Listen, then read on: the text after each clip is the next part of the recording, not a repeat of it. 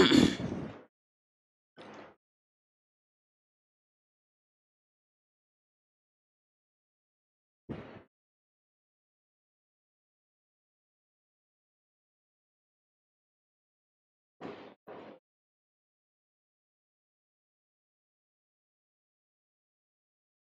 الله الرحمن الرحيم.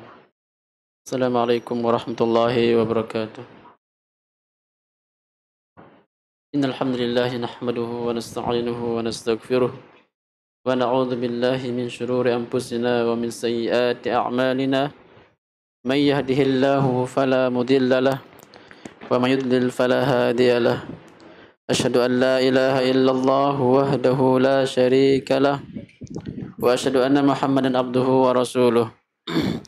قال الله تعالى في كتابه الكريم: يا أيها الذين آمنوا اتقوا الله حق تقاته ولا تموتن إلا وأنتم مسلمون. يا أيها الناس اتقوا ربكم الذي خلقكم من نفس واحدة وخلق منها زوجها وبث منهما رجالا كثيرا ونساء واتقوا الله الذي تساءلون به والأرحام إن الله كان عليكم رقيبا. يا أيها الذين آمنوا اتقوا الله وقولوا قولا سديدا يصلح لكم أعمالكم ويغفر لكم ذنوبكم ومن يطع الله ورسوله فقد فاز فوزا عظيما. أما بعد فإن أصدق الحديث كتاب الله وخير الهدي هدي محمد صلى الله عليه وسلم وشر الأمور محدثاتها فإن كل محدثة بدعة وكل bid'atin ضلالة وكل ضلالة في النار. Alhamdulillah, kita memuji Allah Azza wa Jalla, dan demikianlah kita hendak banyak memuji Allah Azza wa Jalla atas taufik dan hidayahnya, atas nikmat Islam dan iman, dan atas nikmat Allah mudahkan kita belajar, Allah mudahkan kita mengikuti dakwah sunnah yang merupakan satu-satu dakwah yang benar yang Allah akan tolong di muka bumi ini, yaitu dakwah mengikuti Rasulullah sallallahu alaihi wasallam dalam semua hal agama, dalam keyakinan, dalam beribadah, dan dalam berkonsep. Mengikuti Rasulullah sallallahu alaihi wasallam dan para sahabatnya adalah agama yang benar. Itulah Islam yang sebenarnya. Mencontohi, mengikuti Rasulullah dan para sahabatnya dalam beragama Islam. Maka barang siapa yang berpaling dari kebenaran Islam yang telah dijelaskan Nabi kita Muhammad, yang telah dijelaskan kepada para sahabatnya, maka sungguh dia akan terjatuh dalam ancaman, terjatuh dalam larangan-larangan Allah Azza wa Jalla. Dia akan tersesat jalannya, bahkan akan bisa keluar dari agama Islam, atau amalan-amalannya akan tersia-sia karena menyelisihi perintah Allah dan Rasulnya. Ikhwani rahimani rahimakumullah, semoga Allah memberikan kita ilmu yang bermanfaat dan selalu istiqamah di dalam belajar dan menerapkan ilmu, dan selalu kita belajar sebagai peringatan bagi kita. Ada sebuah kenyataan yang sangat kita dengar, merupakan kenyataan yang sifatnya datang dari kabar yang pasti, thiqah, bahwasanya ada seorang yang salat dan dia seorang yang berimam. Akan tetapi dia ketika jadi imam, dia hanya membaca Al-Fatihah dengan iyyaka na'budu wa iyyaka nasta'in. Kita tahu, kita hafal bahwasanya Al-Fatihah dari Alhamdulillahirabbil alamin.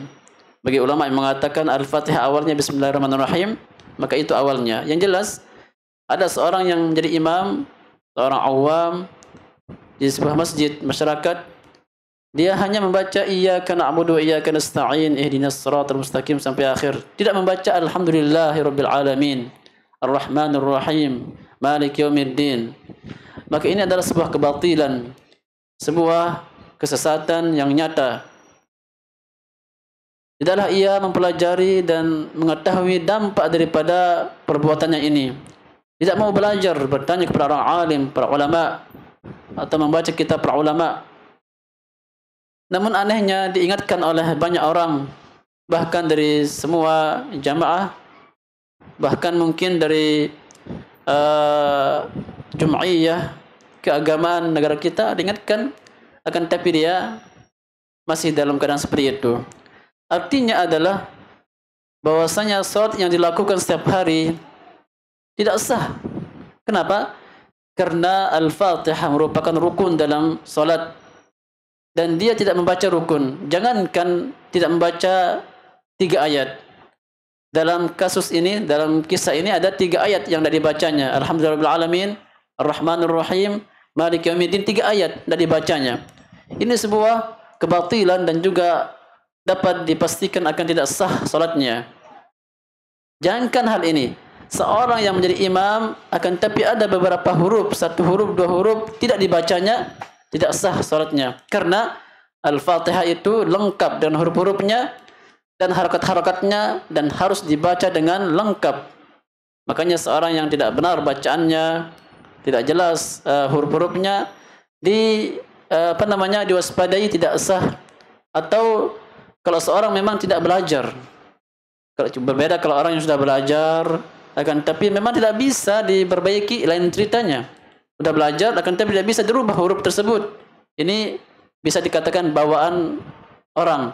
Namun ini tidak belajar, tidak ingin mempelajari, mengetahui, dan dia di atas kesalahan. Maka ini adalah kebatilan.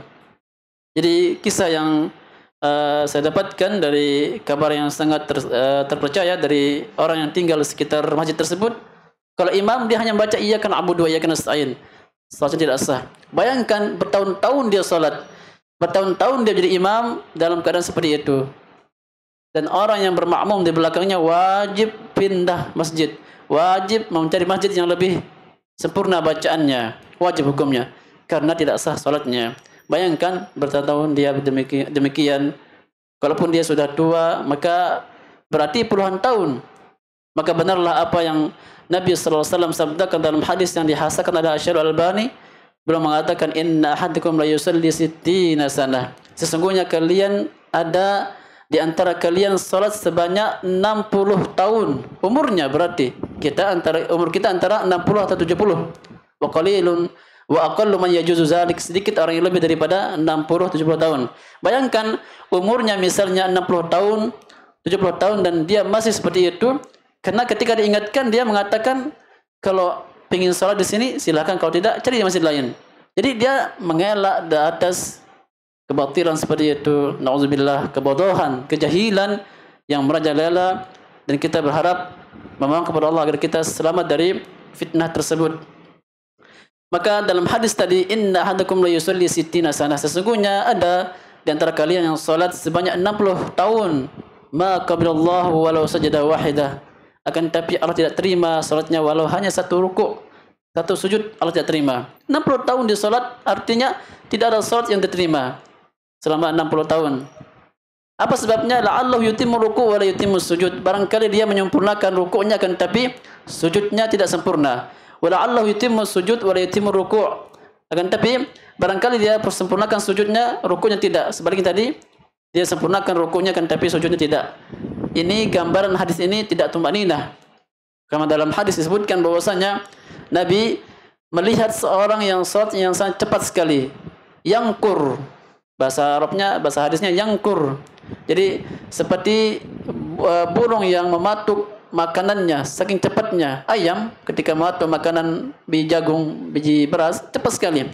Seperti itu dia salat. Gambaran bahwasanya dia tidak tumaninah. Tumaninah rukun.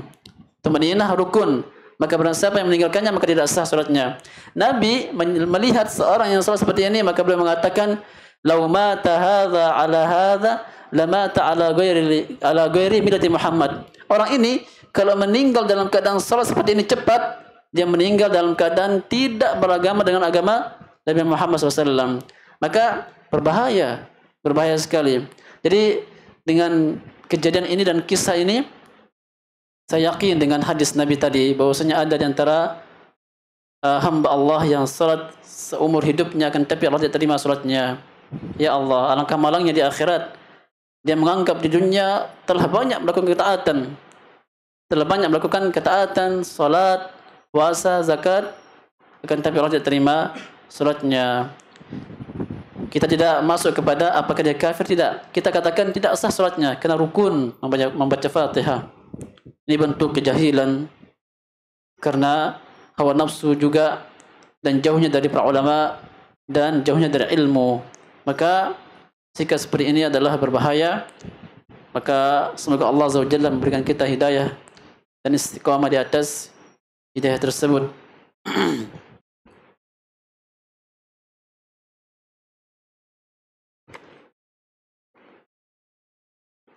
Berikutnya adalah kajian kitab Al-Usul Thalathah di akhir-akhir kitab Usul Al-Thalathah.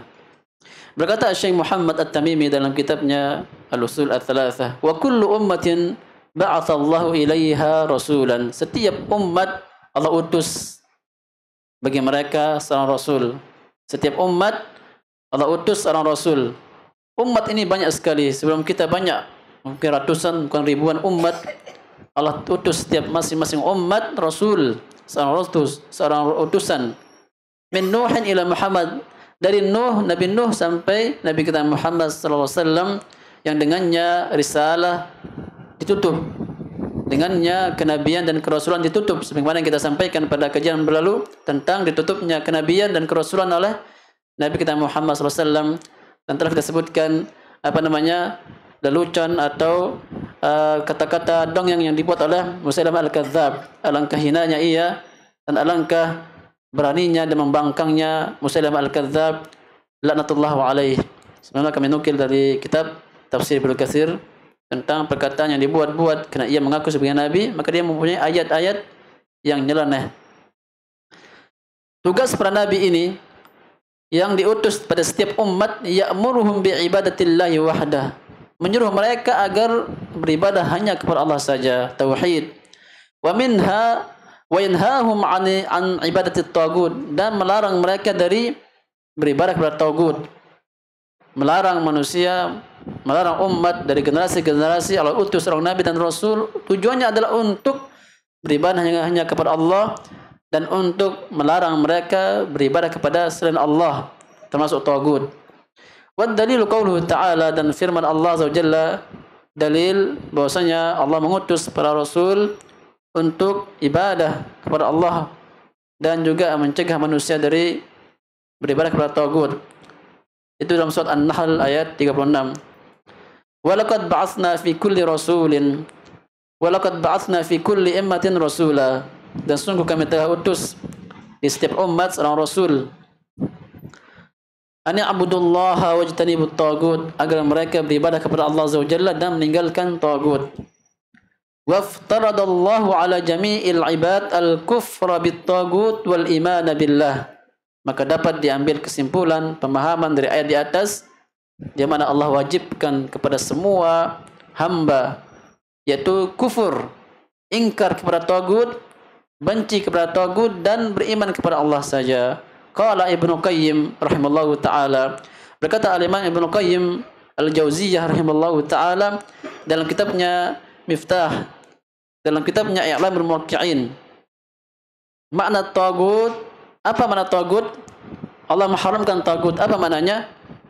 Ma tajawaza bihil abdu haddahu, seorang hamba melampaui batasnya. Seorang hamba melampaui batas. Min ma'budin, dari penyembahan, au matbu'in, atau mengikuti, au muta'in, atau taat. Tagut adalah ma tajawaza bihil abdu haddahu, seorang hamba melampaui batas hamba dari ibadah, menyembah, dan juga mengikuti dan juga mentaati. Karena hamba ini ada diwajibkan taat kepada pemerintah misalnya, taat kepada orang tua misalnya. Demikian. Ada perintah untuk beribadah kepada Allah dengan mentaati Rasul misalnya. Maka kita mengikuti Nabi, beribadah kepada Allah dengan mengikuti Nabi tersebut. Namun ada batasannya. Jangan sampai kita menjadikan Nabi sebagai Tuhan disembah. Yang Allah melaknat para umat-umat sebelum kita, yang mana mereka menjadikan para Nabi mereka wathan, yaitu berhala. Dalam hadis Rasulullah bersabda, la'anallahu al-yahud wan nasara ittakhadhu qubur anbiya'ihim masajid. Allah melaknat orang Yahudi dan Nasara di mana mereka menjadikan kuburan para nabi mereka tempat-tempat ibadah.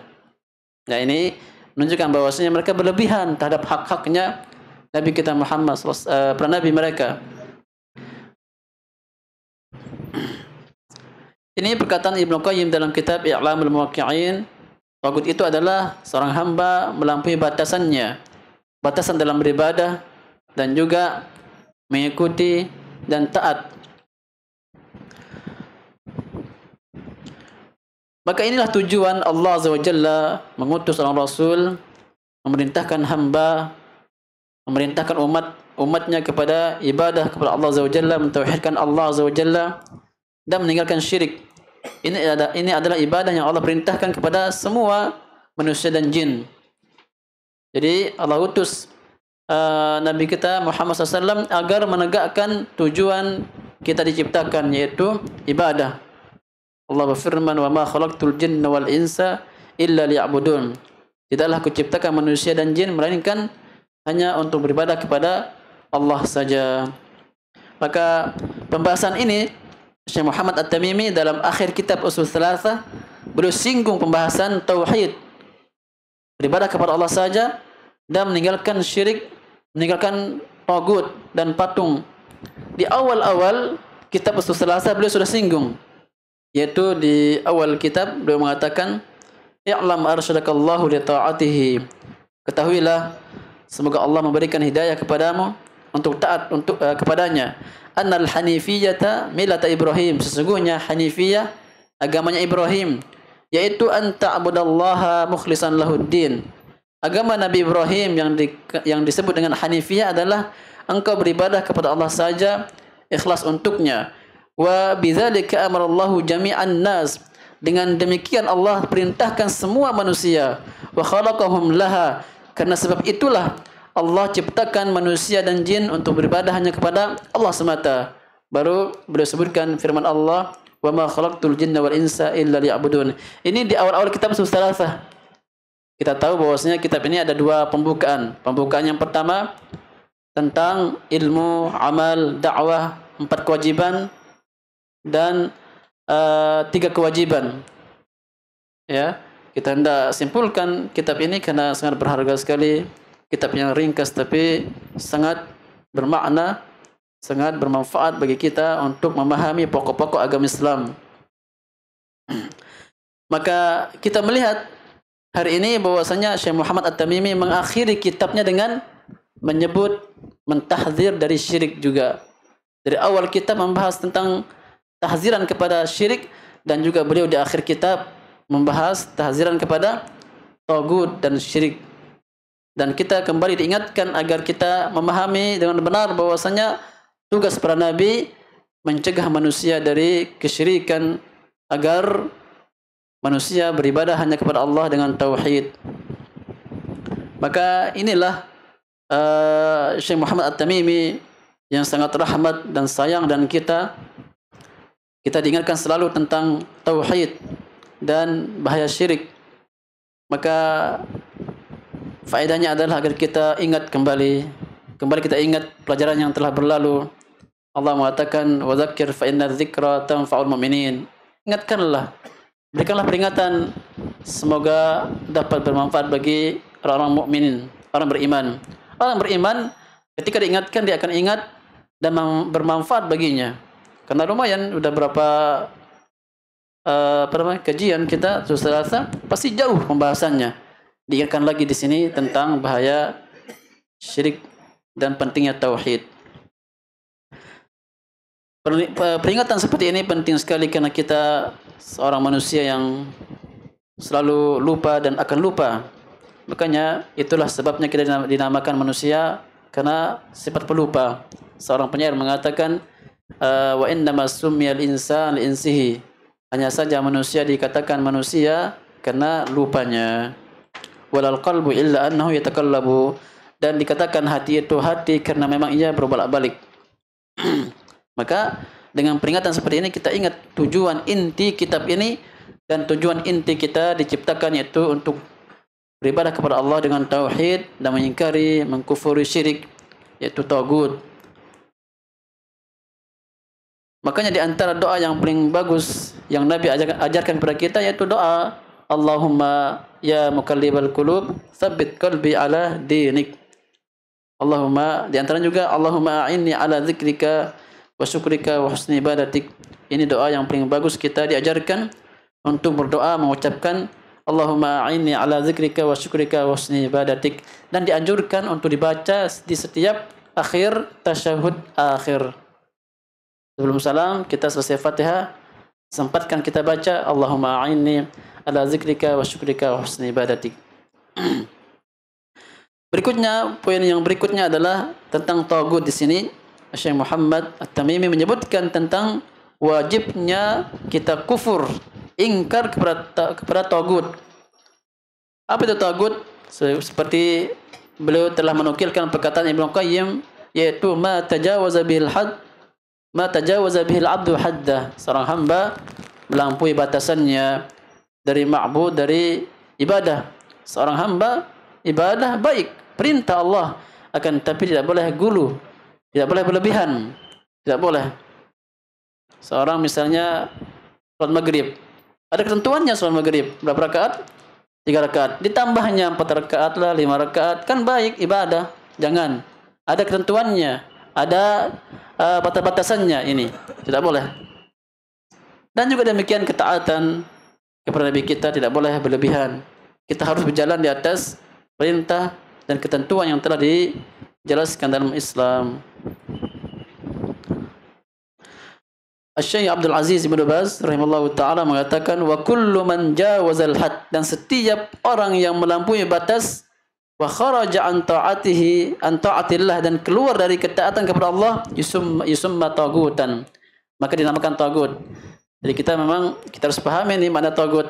Kadang yang kita sering dengar tagut ini adalah sesuatu yang sangat berbahaya dan satu-satunya bahaya. Sepertinya mungkin berhala, patung-patung, itulah tagut. Jadi dia umum. Ini bahasa Arab. Tagut itu bahasa Arab. Dari kata bahasa togo yatugi tugyanan, tagutan. Jadi dari kata togo. Togo artinya melampaui batas. Maka dari ini diambil kata tagut. Artinya adalah semua hal yang melampaui batas, umum. Tagut ada 2 makna. Makna khusus dan makna umum. Ada makna khas, maknanya adalah syaitan. Tagut itu secara khusus maknanya syaitan, setan. Ini makna khusus. Dan ketika Al-Quran menyebutkan tagut secara umum, maka maksudnya syaitan. Yang kedua, makna tagut, makna umum. Umum berarti, yaitu apa yang Al-Imam Ibnu Qayyim Al-Jauziyah katakan ketika memberikan definisi tagut. Jadi tagut, makna tagut yang dibawakan oleh Al-Imam Ibnu Qayyim itu makna tagut yang umum. Adapun makna khususnya adalah syaitan artinya. Jadi kalau mengikuti syaitan berarti mengikuti tagut. Makna tagut secara umum yaitu perkataan Ibnu Qayyim dalam kitabnya I'lamul Muwaqqi'in, ma tajawaza bihil abdu haddahu min ma'budin aw muta'in aw matbu'in aw muta'in. Orang hamba melampaui batasannya dalam ibadah, dalam mengikuti dan taat. Namun ada semacam pengait untuk kita memahami mana tagut secara khusus atau umum. Di sini kami sampaikan bahwasanya tagut akan bermakna umum kalau disebutkan dengan fi'il jama'. Ini pelajaran bahasa Arab. Fi'il kita tahu, kita pelajari. Apa itu fi'il? Kata kerja yang menunjukkan waktu tertentu. Ada 3 macam. Fi'il madhi, mudhari', amr. Maka jikalau ada dalam Al-Quran fi'il, baik fi'il madhi atau mudhari', dengan lafaz jama'. Jama' ini adalah bilangan 2 atau 3 lebih. Bilangan 3 atau lebih, ini jamak. Berarti jika lafadznya jamak, maka inilah makna tagut secara umum. Kita lihat dalam surat Al-Baqarah ayat 257. Kita lihat makna tagut secara umum. Allah mengatakan, Allah berfirman, Allahu waliyul ladzina amanu. Allah wali bagi orang-orang yang beriman. Jadi wali Allah adalah orang-orang yang beriman. Yukhrijuhum minadh-dhulumati ilan nur. Allah mengeluarkan mereka orang beriman dari kegelapan ilan nur, menuju cahaya. Dari kegelapan syirik menuju terangnya tauhid. Wallazina kafaru, dan adapun orang-orang yang kafir. Adapun orang-orang yang kafir, awliya'uhumut tagut, maka wali mereka tagut. Perhatikan ayat berikutnya, wallazina kafaru awliya'uhumut tagut. Adapun orang-orang kafir, wali-wali mereka, apa artinya wali? Penolong. Penolong mereka adalah tagut. Yukhrijunahum, ini jamak. Yukhrijuna fil mudhari'. Kita tahu dalam tasrif lugawi, yakhruju, yakhrujani, yakhrujuna, jamak. Damirhum, maka jamak. Fiilnya jamak, berarti ini maksudnya tagut secara makna umum. Yukhrijunahum minan nuri ila dhulumat, yaitu tagut yang akan mengeluarkan mereka orang kafir dari cahaya kepada kegelapan. Ulaika ashabun nar, mereka lah penghuni neraka Jahannam. Hum fiha khalidun, dan mereka kekal di dalamnya. Saya ulangi artinya, sesungguhnya Allah Azza wa Jalla merupakan wali bagi orang-orang yang beriman. Allah akan mengeluarkan mereka orang beriman dari kegelapan menuju terang, menuju cahaya. Dan orang-orang yang kafir, mereka mempunyai wali, yaitu tagut, yang akan mengeluarkan mereka, siapa? Tagut, dari cahaya menuju kegelapan. Mereka lah penduduk neraka Jahannam dan kekal di dalamnya. Maka di sini ada kata-kata yukhrijuna jamak damirhum. Maka ini maknanya tagut secara umum, yaitu seorang hamba melampaui batasannya dalam beribadah dan taat dan mengikuti.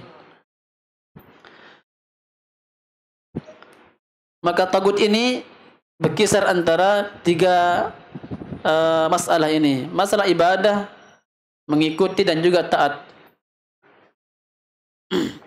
Berkata Ibnu Qasim dalam kitab Hasyiatul Usul Ats-Tsalatsah, "Idza arabta ma haddahu Ibnu Qayyim bitahaqquq," jika engkau perhatikan, jika engkau pahami definisi Ibnu Qayyim tentang makna tagut dengan benar, tabayyana anna at-tawaghit katsirah jiddan, maka jelas bagimu bahwasanya tagut itu banyak. Min bani Adam bil hasr. Tagut itu dari keturunan anak Adam banyak sekali tanpa batas. Wazalika anna kullaman tajawaza haddahu, karena setiap orang yang melampaui batasannya dalam syariat, sara bi khurujihi minhu wa tajawuzuhu tagutan, maka dia akan menjadi seorang tagut. Umum sekali para jamaah, setiap penyimpangan juga termasuk tagut. Karena penyimpangan ini banyak sebabnya. Penyimpangan dalam akidah, dalam berfikir, dan juga bermanhaj, maka termasuk tagut. Maka kita hendak berhati-hati dari penyimpangan dan mencetuskan sebuah penyimpangan dan kesesatan, agar kita jauh dari sifat tagut dan dikatakan tagut. Contoh misalnya, orang-orang yang menafikan sifat, kelompok Al-Mu'attilah, golongan orang-orang yang menafikan sifat Allah Azza wa Jalla. Allah tidak punya tangan, Allah tidak punya mata, Allah tidak punya wajah, semua dinafikan. Apa niatnya? Baik niatnya, agar menafikan Allah, agar mensucikan Allah dari sifat-sifat yang tidak layak bagi Allah Azza wa Jalla. Karena tangan ini sifat manusia, manusia butuh dengannya. Jadi mereka menafikan sifat Allah, tangan, kaki, dan wajah, dan mata, dan seterusnya. Dinafikan karena ingin membersihkan Allah, berlebihan dalam membersihkan Allah dengan jatuh dalam syubhat, yaitu menafikan Allah. Apa sebabnya? Karena mereka mentasbih, menyerupakan Allah dengan makhluk. Demikian. Allah mempunyai tangan dan kaki dan juga wajah sesuai dengan sifat dan ketinggian Allah Azza wa Jalla. Tidak sama. Laisa kamitslihi syai'un wa huwas samiul basir. Pasti beda. Pasti beda sifat Allah dengan makhluknya. Karena antara makhluk saja sifat mereka beda-beda. Tangan manusia dengan tangan kucing beda, apalagi antara Al-Khaliq walillahil mathalul a'la, dan Allah memiliki sifat-sifat yang sangat tinggi dan indah. Maka tidak boleh, tidak perlu berlebihan mensucikan Allah atau sok-sok mensucikan Allah Azza wa Jalla dari sifat yang jelek, tapi dengan menafikan sifat Allah Azza wa Jalla, jatuh mereka dalam kesesatan, dalam kebid'ahan, dalam syubhat, termasuk tagut. Termasuk tagut. Maka kita hendak sucikan Allah dengan apa yang Allah perintahkan kepada kita, apa yang Nabi sebutkan dalam hadis-hadisnya. Jangan berlampaui batasan yang telah digariskan. Al-Islam kamil. Islam ini sempurna, maka kita hanya mempelajari, mengikuti yang sempurna dari Nabi kita Muhammad SAW. Jangan sampai kita membuat perkara-perkara baru, tata cara baru. Ini melampaui batas. Termasuk melampaui batas, sesuatu perkara dalam Islam telah dijelaskan tata caranya. Kita buat tata cara baru. Ada ibadah-ibadah yang sifatnya tidak terkait waktu dan tempat, jangan kita tempatkan, jangan kita khususkan waktunya. Haji, waktunya kapan? Zulhijjah. Haji di waktu Muharram, haji di waktu Muharram atau Rajab tidak sah. Itu gambarannya. Ada ibadah-ibadah yang telah tetap waktu dan tempatnya, jangan kita balik atau tukar, maka tidak sah. Jadi umum makna tagut ini akan meluas, berarti alangkah banyaknya makna tagut. Setiap penyimpangan berarti tagut, karena penyimpangan itu adalah melampaui batas daripada ketentuan yang telah ditetapkan oleh Allah Azza wa Jalla dalam mengamalkan ketaatan, ibadah, dan juga ikut ittiba' kepada Rasulullah sallallahu alaihi wasallam. Berikutnya Syekh Muhammad At-Tamimi mengatakan wat-tawagitu katsirun. Tagut itu banyak. Sebagaimana kita sampaikan tadi, Syekh Muhammad sudah sebutkan di sini dalam kitab Matan Ushul Tsalatsah. At-tawagit katsirun. Tagut itu banyak jumlahnya. Wa ru'usum khamsah, hanya saja pemimpinnya, pembesarnya ada 5. Kita hitung 1. Iblis la'anahullah. Pertama, ketua, pemimpin, pembesar tagut adalah iblis. Ini mana tagut secara khusus. Syaitan, yaitu iblis. 1. Yang kedua, wa man ubida wa huwa radin. Pemimpin tagut yang paling besar yang kedua adalah seorang yang diibadahi dan dia redha dengan ibadah tersebut. Senang dia, bahagia, bangga, malah mewajibkan orang lain untuk ibadah kepadanya. Seperti Fir'aun, tagut. Berikutnya, wa man da'an nasa ila ibadatillah, ibadati nafsih. Termasuk tagut juga seorang yang berdakwah kepada dirinya, mendakwahi manusia, mengajak manusia agar mengibadahi dirinya. Termasuk tagut nomor berapa ini? Nomor 3. Yang keempat, makna tagut atau pemimpin tagut, wa man idda'a syai'an min ilmil ghaib. Siapa saja yang mengaku mengetahui ilmu ghaib. Nah, ilmu ghaib adalah haknya Allah Azza wa Jalla. Dia mengaku. Berarti ini merupakan salah satu pembesar tagut. Yang terakhir, nomor berapa? Nomor 5. Wa man hakama bi ghairi ma anzalallah. Itu setiap orang yang berhukum dengan selain hukum Allah. Alangkah banyaknya tagut berarti. Setiap orang yang berhukum dengan selain hukum Allah Ta'ala, tagut. Jadi kadang seorang yang salah dibahasakan tagut boleh, akan tapi terkadang maknanya sedikit sensitif, berat maknanya, vonis terhadap kesesatan atau kekafiran. Padahal kalau biasa dipahami dan makna bahasa Arab lumrah. Cuma kita bahasakan Anda sesat, Anda menyimpang, itu bahasa kita. Dibahasakan tagut boleh, karena menyimpang, melampaui batas. Seharusnya akidahnya benar, dia tidak berpemahaman atau berakidah atau bermanhaj. dikatakan tagut. Boleh. Tapi sekali lagi bahasa ini sangat sensitif dan ekstrim kalau didengar. Padahal boleh-boleh saja dalam istilah bahasa Arab atau istilah agama Islam, karena dia merupakan bahasa Arab yang memiliki makna khusus dan umum, itu tagut. Jadi berhukum dengan selain hukum Allah ini tagut.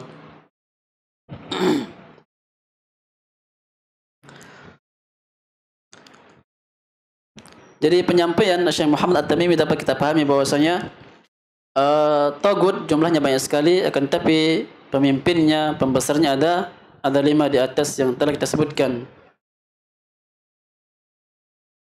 Yang pertama adalah ketuanya iblis, laknatullah alaih. Laknat maksudnya adalah Allah jauhkan ia dari rahmat Allah Azza wa Jalla. Makanya tidak boleh kita melaknat. Orang Arab biasa melaknat kendaraannya, melaknat hewannya kalau dia lagi tersinggung atau lagi marah dengan hewannya, dilaknatnya. Makanya turun larangan, tidak boleh melaknat. Kita harus sabar, tidak boleh melaknat. Karena artinya laknat adalah menjauhkan rahmat Allah dari orang tersebut. Bahaya. Apa bahayanya kalau kita mendoakan, melaknat orang? Apa bahayanya seorang dijauhkan dari rahmat Allah Ta'ala? Allah mengharamkan surga, demikian. Bahaya. Kita masuk surga karena rahmat Allah Azza wa Jalla.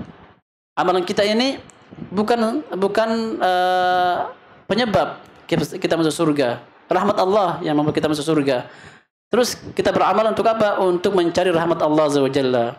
Makanya semua kita amal ibadah kita ini yang setiap hari kita lakukan, ikhlaskan karena Allah Ta'ala, mencari ridha Allah Ta'ala, mencari rahmat Allah Ta'ala, agar dengan rahmat Allah Ta'ala kita masuk surga. Makanya ada seorang hamba beramal satu amalan, satu saja, sebab itu dia masuk surga. Kalau amalan kita, salat, puasa, zakat kita ni sebab kita masuk surga, alangkah rendah dan murahnya surga. Surga Allah mahal sekali, tapi akan mudah didapatkan dengan keikhlasan, dengan rahmat Allah Azza wa Jalla. Silahkan beramal saleh sebanyak-banyaknya dan silahkan hadirkan Allah dalam amal agar kita mendapatkan rahmat Allah Azza wa Jalla. Nabi mengatakan dalam hadis yang sahih, inna ahadakum la yudkhilu ahadakum al-jannah amaluh. Kalian itu tidak memasukkan kalian ke surga amal kalian. Sahabat bingung, wala anta ya Rasulullah, engkau juga tidak? Iya, wala anna, kata Rasulullah. Illa an yatagammadani Allah bi rahmatin minhu wa fadl. Kecuali jika Allah rahmati aku. Kita sering dengar hadis bahwasanya seorang pezina Bani Israel masuk surga gara-gara memberikan anak anjing kehausan minum. Itu aja amalannya, masuk surga dia. Ada hadis lagi, seorang lelaki jalan di sebuah jalan, ada ranting pohon yang muncul di jalan atau gangguan di jalan, disingkirkannya. Niatnya agar orang yang jalan selamat. Niat ikhlas, Allah berikan dia surga. Mana amalannya? Tidak banyak, akan tapi ikhlasnya mendatangkan rahmat Allah Azza wa Jalla. Sebaliknya banyak amal soleh banyak sekali, sedekahnya, puasa dan baca Qur'annya, ternyata tidak ada yang dapat bermanfaat baginya. Ini betapa kita butuh dengan rahmat Allah Azza wa Jalla. Maka kita selalu mengharap rahmat Allah Azza wa Jalla. Amal soleh kita ini kita ikhlaskan untuk mendapatkan redha Allah dan juga rahmat Allah. Makanya kita hendak selalu cari rahmat Allah Ta'ala, cari ridha Allah Azza wa Jalla dimanapun kita berada. Cari kebenaran dan rahmat dan ridha Allah Azza wa Jalla agar kita dirahmati Allah Azza wa Jalla. Ini makna rahmat, dan makna laknat adalah menjauhkan seseorang dari rahmat Allah Azza wa Jalla. Berikutnya adalah ya seorang yang diibadahi dan dia redha diibadahi, maka ini tagut. Jadi ini maknanya adalah seorang yang redha dengan diibadahi, maka dia tagut. Berarti tidak masuk seorang yang diibadahi tapi dia tidak redha. Ada enggak orang diibadahi tapi tidak redha? Ada. Siapa? Nabi Isa. Nabi Isa diibadahi sampai hari kiamat, akan tapi beliau tidak redha. Lihat apa yang Allah firmankan dalam Al-Quran, menggambarkan tentang Nabi Isa, tentang umatnya yang menyembah dia.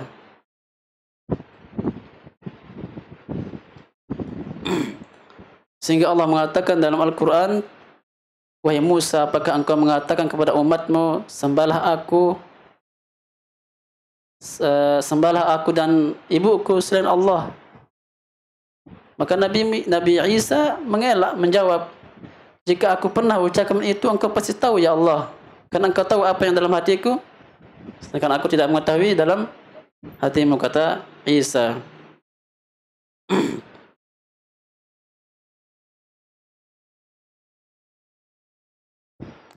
Saya carikan di ayatnya di Al-Quran.